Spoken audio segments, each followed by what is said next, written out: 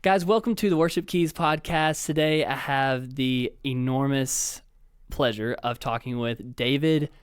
Is it Falsgraf? It's Falsgraf. First try. In Falsgraf. In the history of podcasts I've done, I think you're the only person that's gone for it and gotten it right. Okay. We should just stop the podcast because it's truly incredible.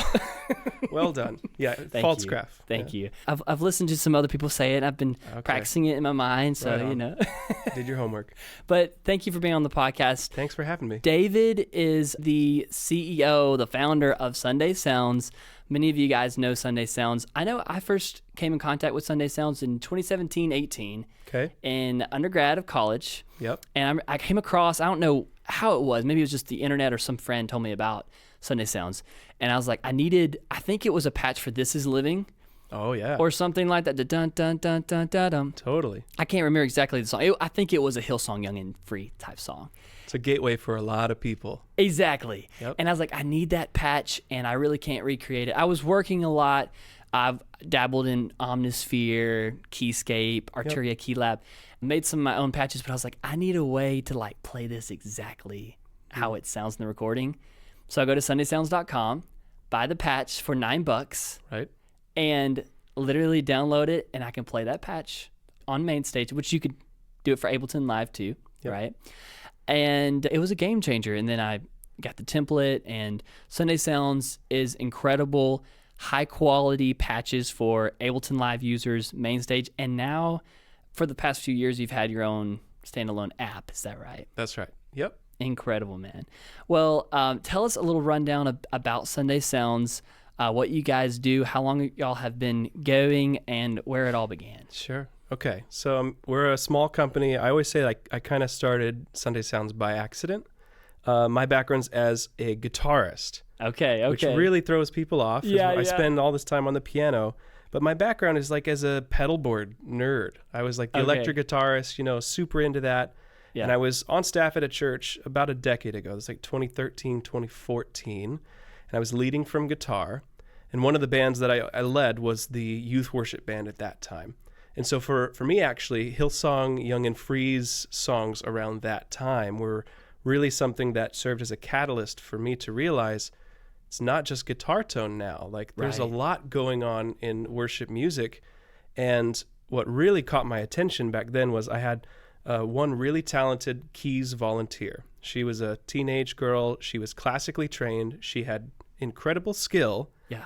She could learn all the parts. Like I could say, hey, can you learn these parts? And she would nail them. But she felt kind of like the neglected member of the band because we didn't have a modern keyboard, and I didn't know how to figure out the sounds piece of the songs that we were trying to play. Yeah. We had a 25-year-old Korg Triton workstation, this giant gray brick, which was cutting edge in the 90s. Yeah. And it just sort of, lost a little bit of its relevance.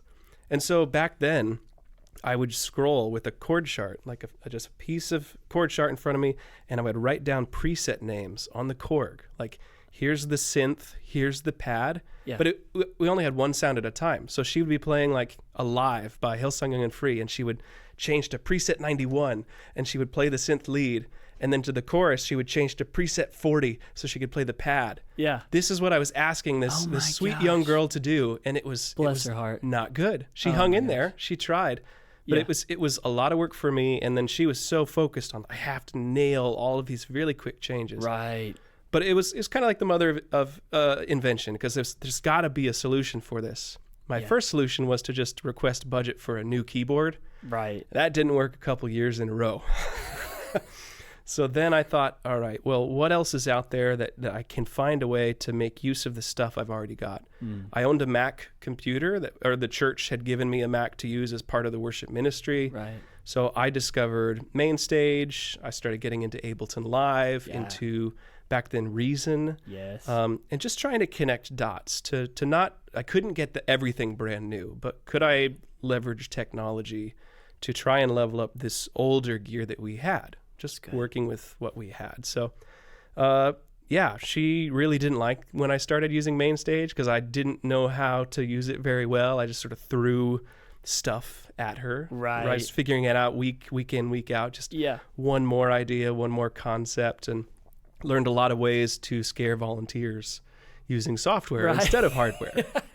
She was really a really gracious young person. But eventually started to get some success where she felt, all right, I have a relationship to this. I understand how it works. It makes me actually sound better, more like the songs that we're playing. Absolutely. And then found other people in like Facebook groups and online communities also trying to solve these same problems. Also not getting the new budgeted keyboard request approved and things. And eventually started giving away some of the patches I was making for that youth band. Yeah. And people were like, can we get more? Like, we love these patches. These are really cool. So I put together like a little tiny storefront and started just, anytime I'd make a patch for my youth band, I would put it online too. Oh, wow. And over time, it turned into what became Sunday Sounds. That's amazing. Somewhere along the way, for this volunteer, I was like, I can't just give them a basic main stage setup and then every week there's something different about it. I need like a structured a home base for all the sounds that we might throw at them. Right. So that ended up becoming like this template approach to like, what's the interface of it all work like? How do you actually interact with it week in and week out? And eventually that became what's now our core sort of product, which is called Sunday Keys. And it's sounds, but it's also just like a workflow and approach for how do you get ready for church? How do you practice? How can you be flexible during rehearsal? And then how can you execute on Sundays or whenever without feeling like, you're a DJ? Still be like a musician, like a piano player, a keyboard player, and not just like a knob twister, fader puller kind of person, Right. You need to get some turntables out here and just... Sunday turntables would be... Sunday turntables, that's coming next. We probably need to trademark that. Innovative stuff. Right. But I love the story of that. It's just very practical. Hey, I needed a practical way of saving these patches. Instead of writing down the presets, searching on it, pulling it up very in a very old school type fashion. Yep. You can literally go through these patches, make set list on your app or on MainStage and through the template. Boom, boom, boom, seamless transitions. There's a lot of details to go in that goes into Sunday Sounds, Sunday Keys now. And there are tons of videos that can help kind of walk through this process. Yeah. But this episode is really to hear your story of how that started, your love for worship, and for people to hear more of your story. I know people that followed you for years, they've seen the gear, they've seen the awesome products that you provide. And maybe of you who are listening or watching, maybe you haven't seen Sunday Sounds products, and you have a chance to see that today on this episode, and linked in the description many more videos that you have on your channel. You can check that out. Really great resource. If you're a worship leader, this episode is for you to learn how to resource your keys players. If you are a keys player and you need to know how to step up your game for sound design, this episode is for you. You're going to find an amazing resource within Sunday Sounds.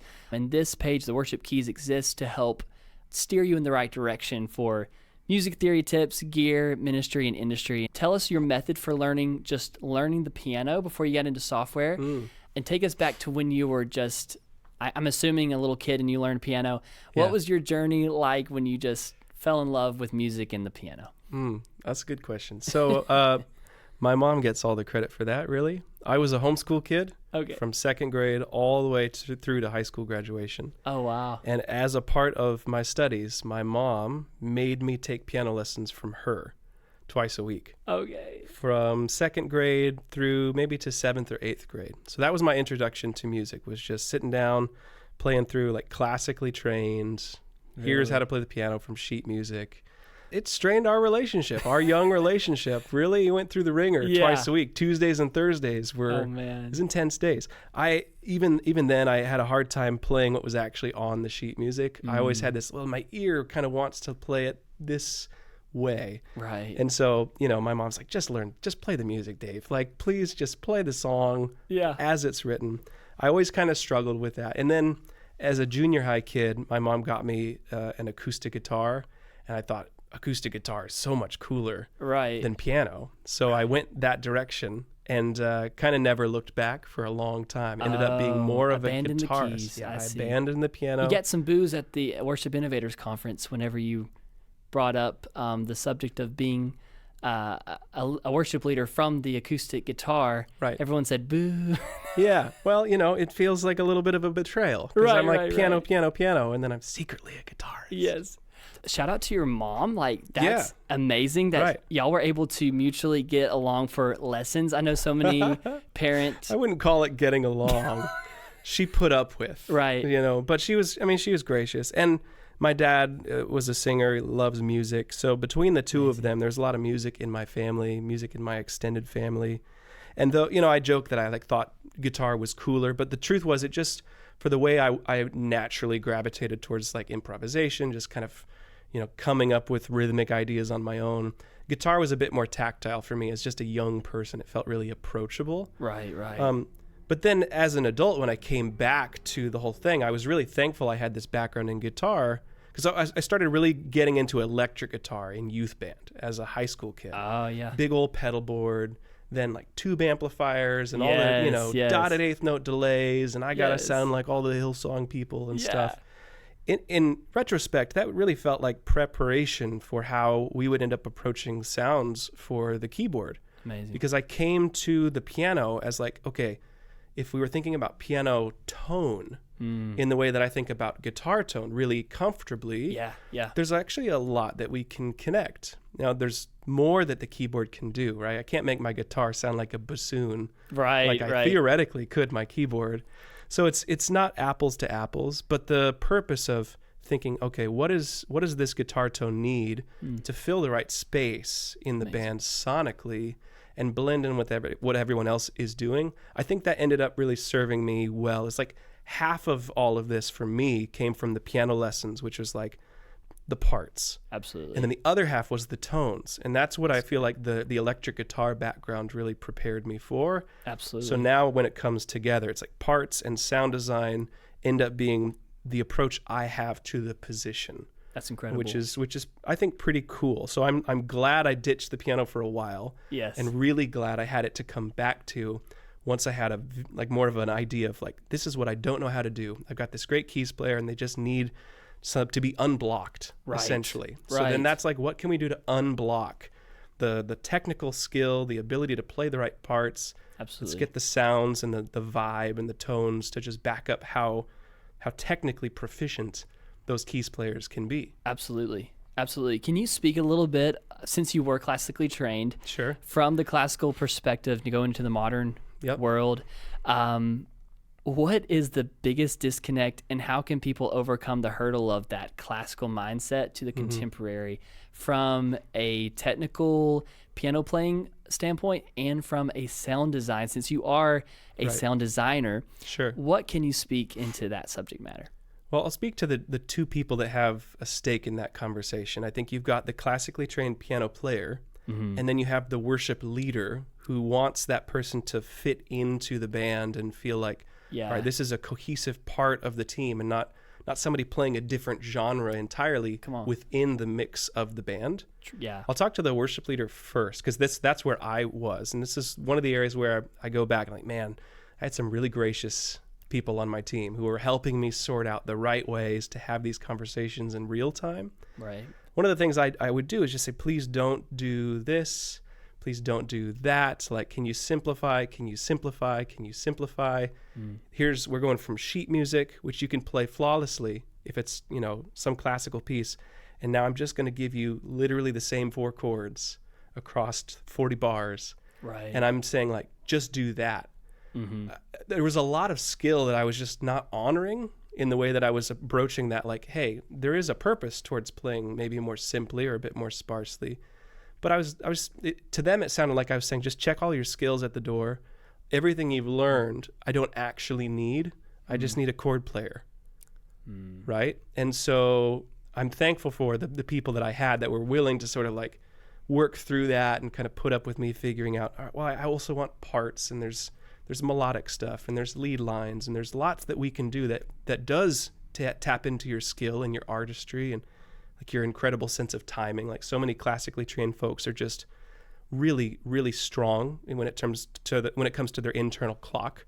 Right. So they're able to really play those complex arpeggiated right hand parts. Somebody that taught themselves by ear might actually struggle a little bit to sustain 16th notes over an entire chorus. But somebody classically trained, that's just all day, and no problem. Muscle memory, yeah. So yes, as the worship leader, if you've got those people on your team, just first think that they're probably the best musician on my team on a functional level. So what can I do to honor that and then channel it towards serving the song, serving the band, not dumbing it down, but making sure that the skill they have gets channeled into the right place so that they end up in the mix. They end up contributing. They end up feeling like I understand my role. Everybody else understands my role. Yes, I'm not doing some stuff, but I'm not doing it purposefully, not just to be like restrained or restricted, but because my team understands what I can do. I understand where I can make the biggest impact and fill that proper amount of space. That's good, man. So that's the worship leader, I feel. Yeah. And then for the actual classically trained person, I do think being willing to extend that grace of like, most of the people on your team might not have that classical background. Most acoustic guitar players or electric guitar players, it is a bit more of a by ear or guitar lesson approach. So there's going to be some language that you have, or whether that's actual language like arpeggios or crescendos or whatever, like theory language. Yeah. And then there's also going to be some musical language, just of like how you approach your instrument that might not be immediately understood by the people in leadership over you or your bandmates. So you have to be willing to explain yourself a little bit and also be willing to invite that feedback. That's good. People might be intimidated because they know that you are actually a better musician than them on a technical level. Right. They might be a little hesitant to ask you to do something. So if you're willing, like build up, your muscles and ask for that feedback. Say like, hey, am I playing too much, or am I playing in the right range? And you can offer yourself that insight too, and think about where you're sitting on the keyboard. Absolutely. Whether the guitarists are in the same frequency space as you or not. So I think just some self-reflection, acknowledging, I have a lot of potential ability here, and where can I make the best contribution to what's happening on any given Sunday. That's great. Great advice, man.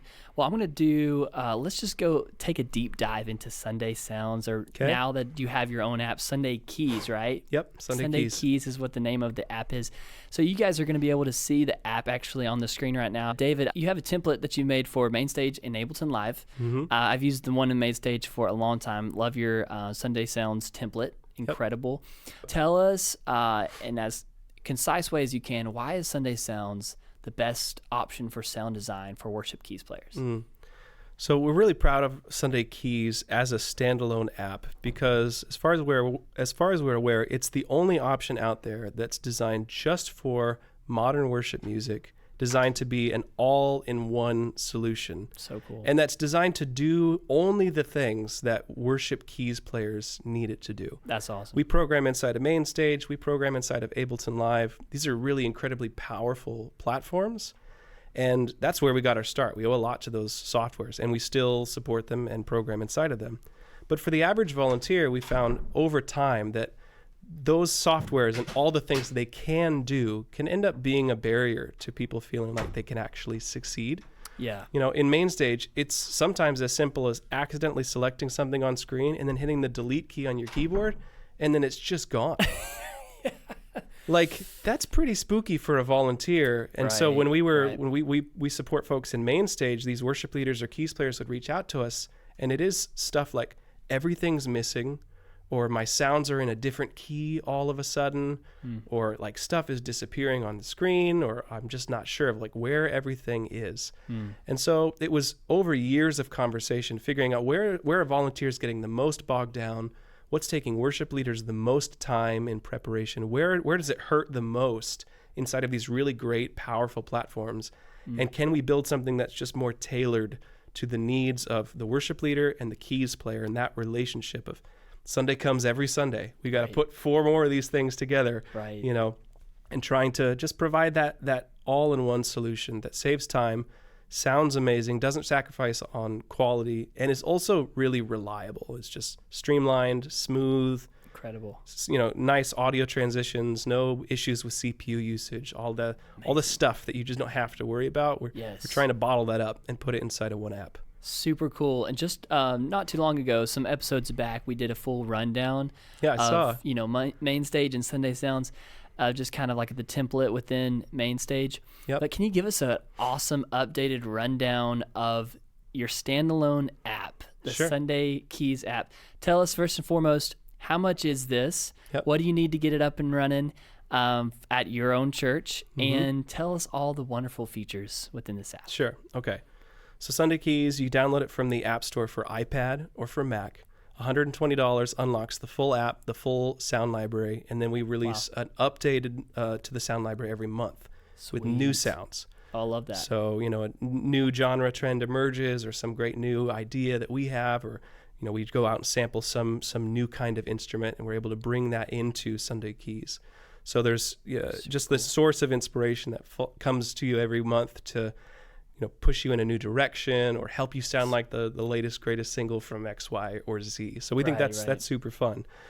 So that's what you need to get in the door, iPad or Mac. And then if your keyboard is less than 40 years old, you can use the keyboard you've already got. You can just connect it over a MIDI cable or a USB cable right into the iPad or into the Mac.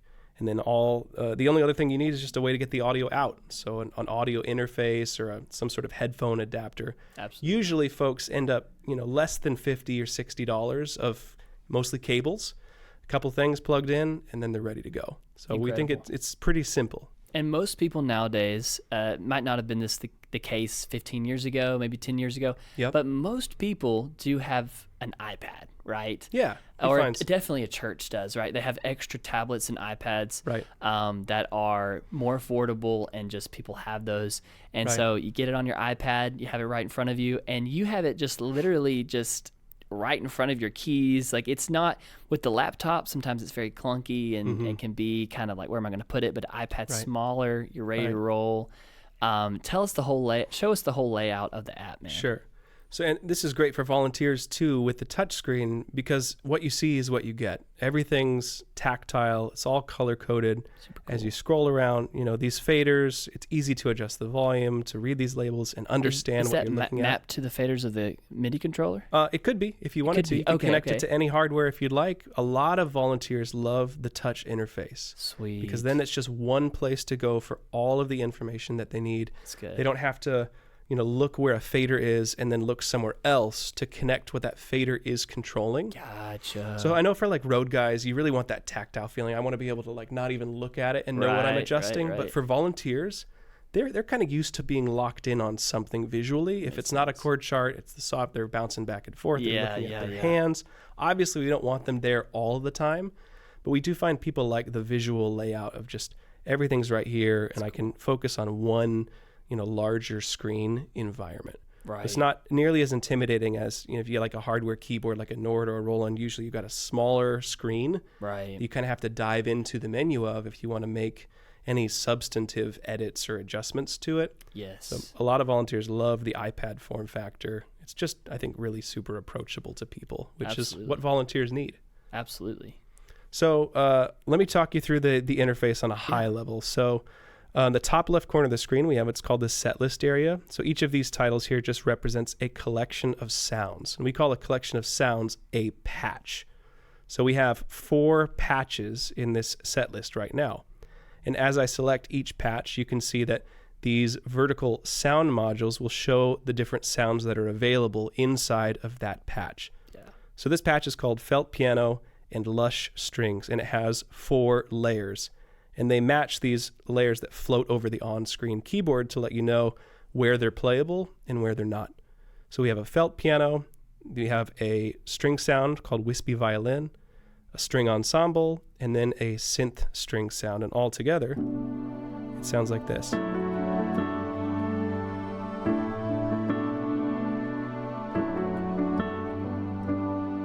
And we can adjust the volume or the mix of any individual sound by just grabbing the fader. You can do this in advance as you want to prepare to get the right mix that you think you'll need. But it's also easy for you or a volunteer to make these choices, during the service. Say, I actually just want the piano. Nice. And then maybe, as the song builds, you'll increase those strings and build it in to have like some dynamic variance, right? Yeah. And even for a lot of churches, what I just did is a level up from the way they're currently approaching the instrument. Right. Like I've got a static piano and pad mix, and we're rocking that baby for 20 minutes every Sunday.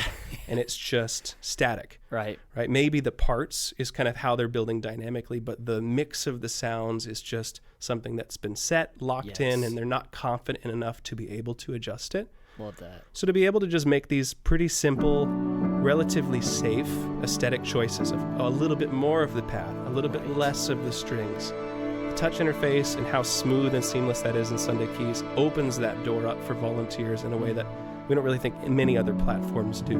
Absolutely. So we talked about patches, which are made up of sounds, and you can add up to 15 sounds to any patch if you want. That's neat. Now, if that sounds like a terrible idea to you, that's okay. We don't have to go to 15. If maybe you're at like 2, 3, 4 land, that's totally fine. And that's a good place to stay for a lot of bands. Yeah. But there's one other layer to the patch, which we call a snapshot. Okay. So remember I talked about you might start a song with just a piano, right?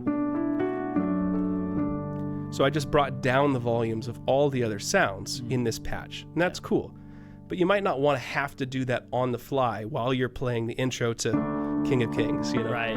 You want to not have to worry about that in the moment. Right. So what I can do is I can just hit this save icon here to save a snapshot. Oh, that's cool. So the next time I select this patch, it's going to be set right there, ready to go with my piano only. That's awesome. And then I can add up to 4 more snapshots that represent the different parts of this patch, the moments, and how I want to approach the mix of the sounds. Oh, that's sweet. So we could build this up and say, when we get to that first chorus, I want some strings. So I can dial that in here, and I'll save that as snapshot 2. And then as the song builds, I know, it's got to get a little bit bigger. I want some synth strings, and I want it to just continue to be more and more dynamic. So I'll save a third snapshot with even more intensity, and then we'll end really big with this sort of all-in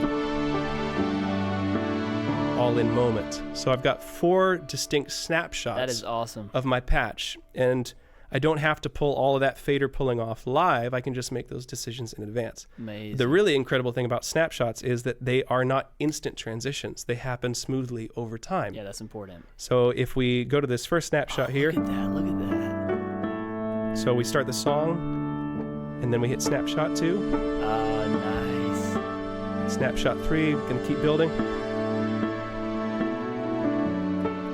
And then we go all in.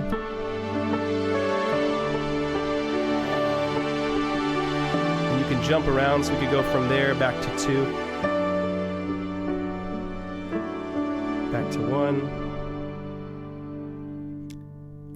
That is amazing. So we have default smooth timing for all the snapshots, but you can also set a custom transition time for any one snapshot. So you could have it happen instantly over 10 seconds. Incredible. You can turn effects on or off. So like I really want a delay for the start of that song.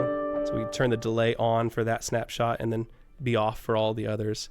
So if you have these sorts of creative ideas to be able to push into, making some of these decisions up front and then just being able to very simply execute them while you're on stage. This sort of horizontal layer through the patch with snapshots. This is something that we're not aware of any other way to accomplish that isn't just manually drawing automation into a timeline like Ableton Live. Yes, which no volunteer is going to do and no worship leader has time to do. Of course, right. Week in, week out. So this is a way to get automation-like behavior with just a couple of taps, which we think is pretty powerful. The way that y'all used to do the song-specific patches where with the mod wheel at different positions, is that kind of like the snapshot is a replacement of that? Or? Yeah, this is, I think, a more elegant way to approach that same sort of thing where you can, and this makes it so that you can rearrange the order of snapshots. So if you say, hey, let's start with the big bridge, you can drag this one over here and go all in. You can, of course, name these snapshots so it's easy for you or a volunteer to recall. Right. You can also attach a note to each snapshot. So if you want to remind yourself, hey, remember to play the octaves or don't forget to drop out on the 4 or whatever, as you go through the snapshots, those notes will stay in sync and remind you of the things that are most important for that song. And when you pull in a song-specific patch from Sunday Sounds, the snapshots are pre-programmed to match the original arrangement. And we have notes to remind you of the parts already written in. So if you go just check out the video for how the song flows, then the snapshots just make it super easy for you to follow along. That's amazing. Minimizing that extra practice time that is kind of a precious commodity. That's incredible. I love that so much. That makes it so simple for people. And the CPU saving on it. So tell us about the AI patch builder, because that is incredible. And if we want to, with your permission, I guess we could show a little bit of your video on the channel, or you could just talk about it. Sure. Sure. Either way. Yeah. No, we can stitch something in. Yeah, that's fine. Off record. Before we get to that, is it okay if I show the more traditional ways to find a sound and a patch? Totally. So then it kind of contextualizes, like, this isn't the only way to do this. Yes, totally. But it is sort of an interesting way and a new way to do what there are also more like, I know what I'm looking for and I want what I want kind of approaches. Please do that. Please do that. Sorry. No, that's great. Getting ahead of myself. Well, it's the thing I'm most excited about. So I'm I get the urge. Okay. Let's see. I'll just jump right back in. Okay. So we have patches which contain sounds, and then you can use snapshots to sort of move through them.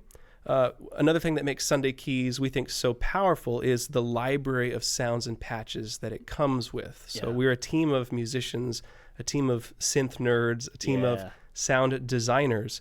So we're constantly thinking about what sounds do people really need. And when you purchase a Sunday Keys license, you get access to an ever-expanding library of ready-to-play sounds that are all focused on worship music. If you've ever sat in front of a big hardware keyboard with a ton of buttons and stuff, you know there's 1,000 presets on there. Right. Some of them sound incredible. A lot of them are just not for you in your context, right? Like, oh, that's a cool sound, but I'm never going to use X, Y, or Z in a worship service.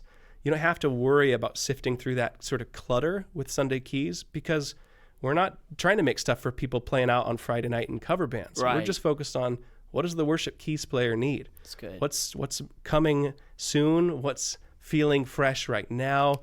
What do you need to cover the last 10 or 15 years of worship music? So you're going to find great pads.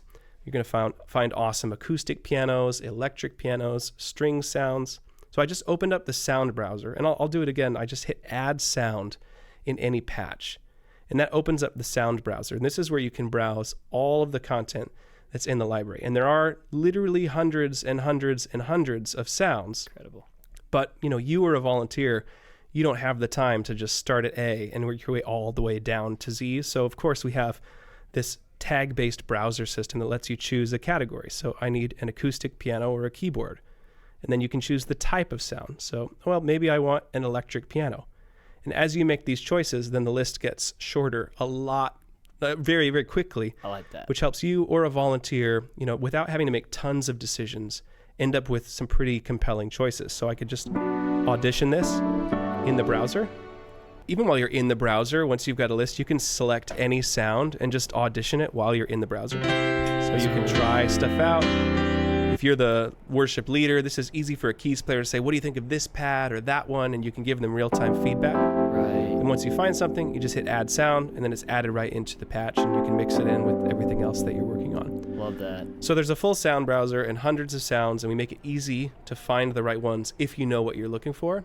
If you don't know what you're looking for, we also include ready-to-play mixes of sounds, which we call patches. Right. So there's a library of ready-to-play patches too. And again, there's hundreds of them, but we make it easy if you know kind of the context to make that list a lot smaller. Yes. So if you're playing like CCM, you can just tap CCM. We've got this category, which I love, which is called just useful for. Like what are these patches useful for? So you could say, I need a patch for a ballad. And then you can even say, I know some of the sounds I need in it. So you could say, I know that I need an acoustic piano, and I know that I want a dark pad. So you don't have a full vision for everything, but if you know a couple of the ingredients, then you can end up with a pretty short list. And again, you can audition in the browser. And when you find something that you like, you can just add it in. The cool thing about the patch browser, let's say that you've got a pastor that likes to call last-minute audibles from the stage. Right. You can pull up the browser. I'm sustaining audio right now. So we just ended the last song. The pastor's calling out something else. I can pull it in, while I'm sustaining, and it loads, and it's seamless. As we know, in worship music especially, we are often, as the keys players, just wanting to keep the air filled a little bit, right? So that doesn't feel like the bottom drops out of the entire room. Right. So when we were designing Sunday Keys from scratch, one of the big focuses for us was how can we just make sure that there's never any interruptions to the audio that aren't foreseeable. So you can replace sounds on the fly without interrupting the rest of the patch. So great. You can add patches, you can remove patches. All of those actions don't interrupt the audio.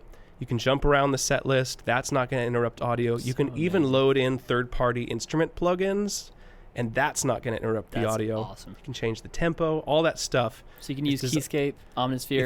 If you're on Mac, Keyscape, Omnisphere, and there's great plugins available for iPad too. Some really cool AUV3 plugins, and you can host them all inside of Sunday Keys. And when you do that, also it kind of feels like this big unlock, because then you get the benefit of like snapshot transitions with all this complex timing, this automation and stuff, but with the power of an incredible plugin like Keyscape. Right. Yeah. So it's a really cool plugin host too. So I want to talk about the AI patch builder because that is so cool. Guys, you need to check this out. Can you make a patch with a piano and pad that I can use to play underneath someone who is praying?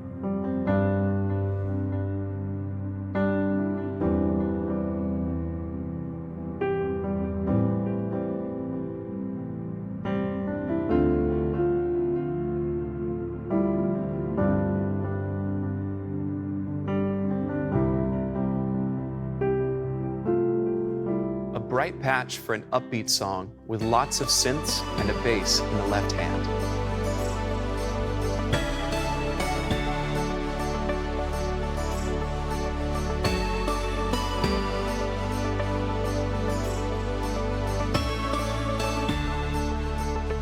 I need an organ, an electric piano, and layered strings, using at least 6 sounds.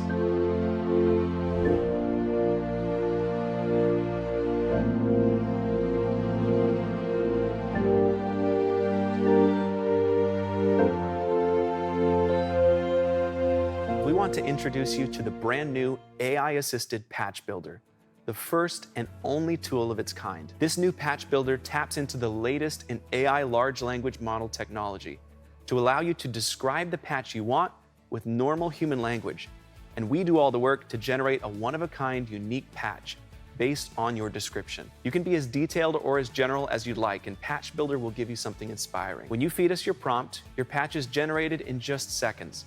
And to be clear, we're not just feeding you an existing layered patch from the library. We're actually using AI to steer the generation of an entirely unique patch based on your specifications and using the full power of the sounds in Sunday Keys. Okay, so this started out as just this weird idea I had that I could not get out of my head. We were working on the browser that I just showed you, where you can find sounds by like different descriptors, like is it bright or is it dark or whatever. Right. So we were thinking a lot about how will people talk about the sounds and the patches that they're looking for? How will they describe them with their language, as the worship leader's asking the keys player, or the keys player's asking for the help of the worship leader. Right. This was like a couple of years ago, as we were still in like the early days of the app. And as we were thinking about how will people talk about their sounds, at the same time, we started to see all of this interesting technology around artificial intelligence, like these early chat bots, like ChatGPT 3, like everybody's like, oh, this stuff is going viral. Yeah. And it was really fascinating to see how that language relationship to like, let me ask this AI a question and then see what I get back. It felt so much different than doing like a Google search. Right. Even though for a while it's still kind of doing the same sort of thing. So I started to wonder, is there a way we could work with this new AI technology and the way that humans, like musicians, would talk about their sounds, right, and then marry that together in sort of an interesting way. And so we had this crazy idea to come up with this AI-assisted way to build a patch. Crazy. And we didn't know if it would work until the feature was mostly done, because with artificial intelligence, we had this idea of what we hoped it would do, but we weren't sure how useful it would be until it was like 90% finished. Yeah. Which was really unnerving. We worked on it for like 6 months. And then we finally got like all the wires connected for the first time, and then just typed in like, make me a patch for a worship song, like the softball of all questions. Right. And then it actually spat out something that was pretty cool. So amazing.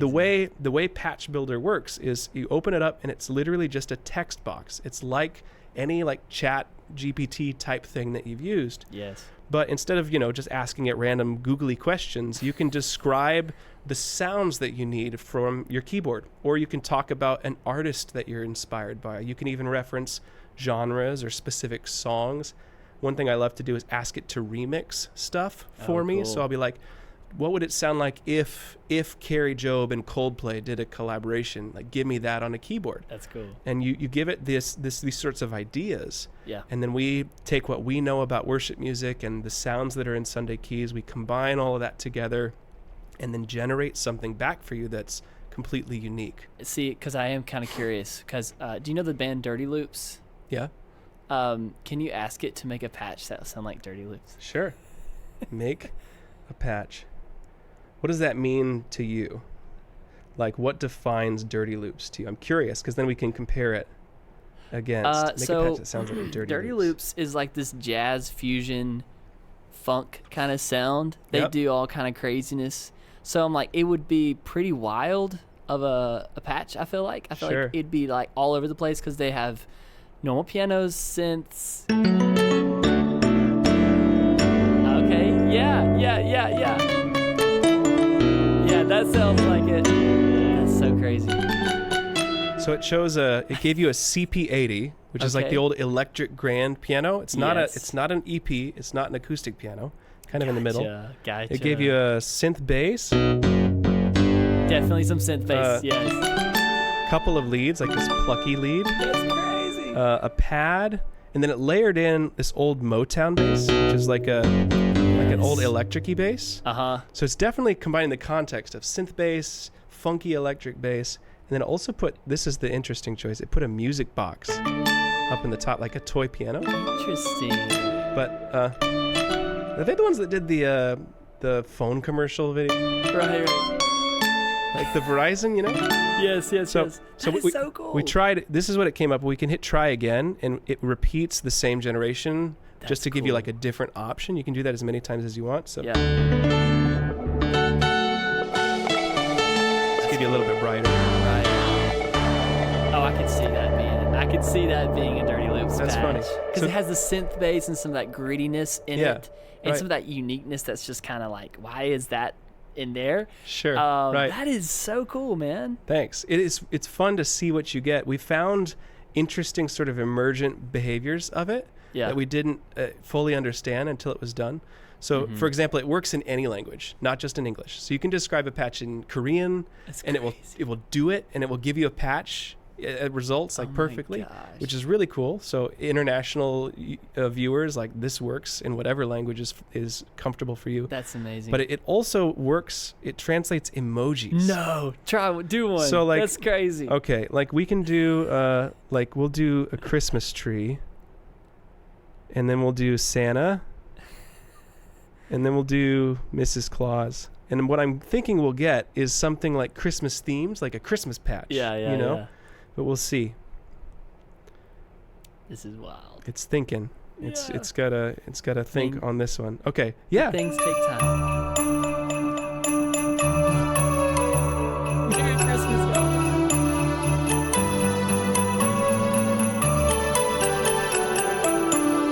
Oh my goodness. If you guys do not go get this app right now, you need to get this before Christmas. You need to get this before Easter. You need to get this right now. Incredible. It's fun to see what you get. So emojis, it's like a whole new frontier. Emoji worship. You don't have to go on Google. You don't have to go to ChatGPT and say, tell me what are the best patches for Christmas, best patches for Easter 2025. Literally just get the Sunday Keys app, $120, which, by the way, the template for Main Stage. It's included.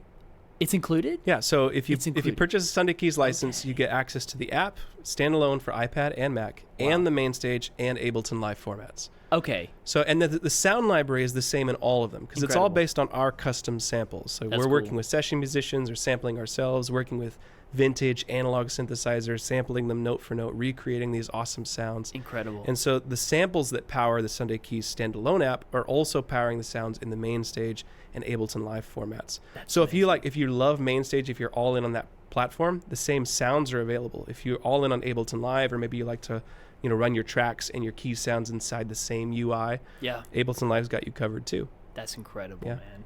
I would love to see Loop Community Planning Center use some AI stuff. You know what I mean? Right. Like, help me schedule this. I think we're just getting started, man. Yeah. AI is going to be really interesting to watch over the next 5 years. So. Crazy. Just from a technical standpoint, how hard was it to integrate AI into your own app? It was very, very interesting to work with brand new technology. Yeah. Doing something that we weren't even sure would work. That's amazing. There's just it was so much, and the AI is changing so quickly. Right. When we started working on the feature, we had one idea for how we would accomplish it. Yes. And it seemed like every step of the way, some new improved thing would come out that sort of, we could simplify this, or we could make it more powerful. Yes.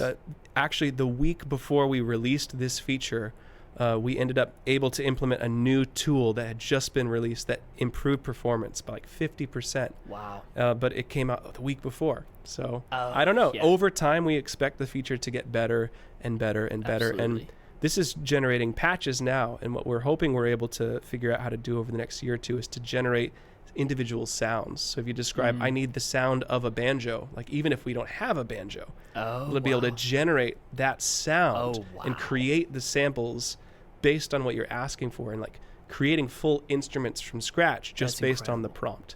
So, I mean, no timeline for this, but I'm just thinking about what we're able to do right now and how little time AI has really been around in its current form. That's incredible. It's got me optimistic there's going to be some cool stuff we're able to do over the next few years. Super cool, David. Like, you've done an incredible job with this. I mean, I know this has been in the works for years, and you've really been consistent over time, but this is the best resource for worship keys players, hands down. Like, people need to get this app.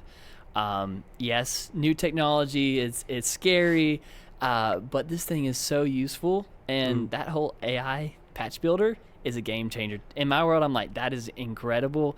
And it's going to be it's updated, so it's easy because it's software, right? With hardware, if you went out and bought a keyboard and you took it home and you have that, even if you had the opportunity to plug it into your computer and update software, that's harder. But with iPad, I mean, it's easy. You can update the app, you can update things just like you would on other apps on your iPad or iOS devices, or MacBook, whatever. Right. Super, super cool. Okay, so what's the future for Sunday Sound, Sunday Keys? And is there anything else you would like worship keys players to know, or worship leaders to know about your product here, man? So, I mean, what's next for Sunday Keys is a new sound library update every single month. So we're shooting this podcast episode in October. Yeah. Next month, in November, we'll be releasing the Christmas-themed update for this year. Oh, cool. Putting like new Christmas textures in the app. We're already working on, sound library updates for Easter that are coming out in March, April next year. Nice, yeah.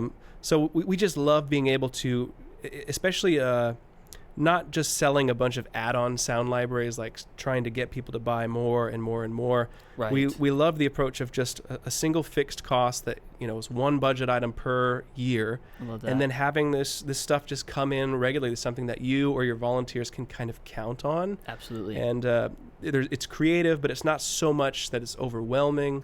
Absolutely. So we love being able to put that stuff out there every month. And we've got some new app features that I can't talk about just yet, but that are going to be pretty cool. One is for our ambient pad. We're working on a big rework of how the Tonic ambient pad works to make it more flexible, easier for you to dial in something that feels just right for the sound of your band. And then some cool integration stuff to make it a more easily integrated part of your overall band. So not just what the keys player is doing, but how it ties into what other people in your band are doing too. So great. Stay tuned for that. If you want to learn about Sunday Keys, it's just the website. That's the place to go, Absolutely. I think. So SundaySounds.com, right? That's right. SundaySounds.com.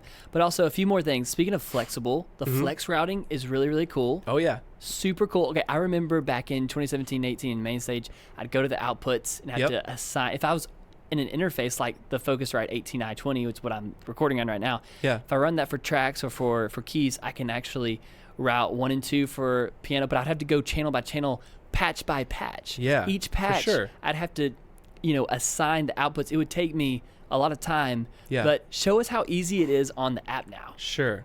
Well, so I've done the exact same thing because we Right, want to send our sound person a useful split, right? With pianos, the pads, they can control how ambient or how dry it is, all that stuff. Absolutely. But it takes so much time. And if you're practicing at home in stereo and then you go to church and you're splitting 16 outs, it's a lot to get through before sound check Sunday morning. You need an extra cup of coffee. So we came up with this sort of grouped-based approach that we call flex routing, where every sound in the app has a category assigned, and then it goes into these flex routing groups. So you just open up the settings menu and choose flex routing, and you can see we've got pianos, pads, arps, bass, horns, and based on the interface that's currently selected, or based on the interface that's currently connected, you're going to see in this dropdown all of the available outputs. Awesome. But that's stored uniquely per audio interface. So right now I just have a stereo interface selected. Right. So I could choose, maybe I want to send my pianos to output 1, and maybe I want to send my pads to output 2. So cool. So I can make that choice here. Then if I go to church and I've got like a track rig with 8 outputs or whatever, I can plug that in and make entirely different routing choices. So I don't have to undo everything that I just did. Absolutely. It makes it really simple. You can split stuff to mono, send stereo outs. The app has a built-in metronome, so if your band's not even playing to a click yet, you're not using tracks, but you'd like to start getting a sense of time, the app can handle that too, send it on its own output. Incredible. Try to make it easy. And for the pro level people that are like, I don't want it grouped, I want to do it the way I want to do it, exactly the way I want to do it. I'm that kind of person. I'm making fun of myself. Any individual sound can also override the flex routing setting. So you can choose which of the groups it goes in. If you're like, oh, I don't want that in the piano group, I want it in the keys group. Yeah. You can do that. Or you can just tap into the direct outputs. If you're like, you know what, for whatever reason, this has got to be output 7, bro. There's no other output for me in this piano. You can just send it to output. I don't know what accent that was. Just sound passionate routing guy. But you can tap into the direct outs too if that's something that's important to you, and just be as specific or as general as you want to be. So amazing. What used to take 20 minutes now can just take 2 minutes. That's the hope, man. I mean, I'd rather folks spend more time dialing in the way they use the sounds and the way the parts relate to it than just trying to get the routing cleaned up. Amazing. So amazing. We're going to wrap up this episode, but another point that I want to drive home is that this is extremely affordable, right? You do not, I had someone just ask me last month, they're a youth pastor at a church in small town Alabama, and said, hey, we need a new keyboard for our youth group.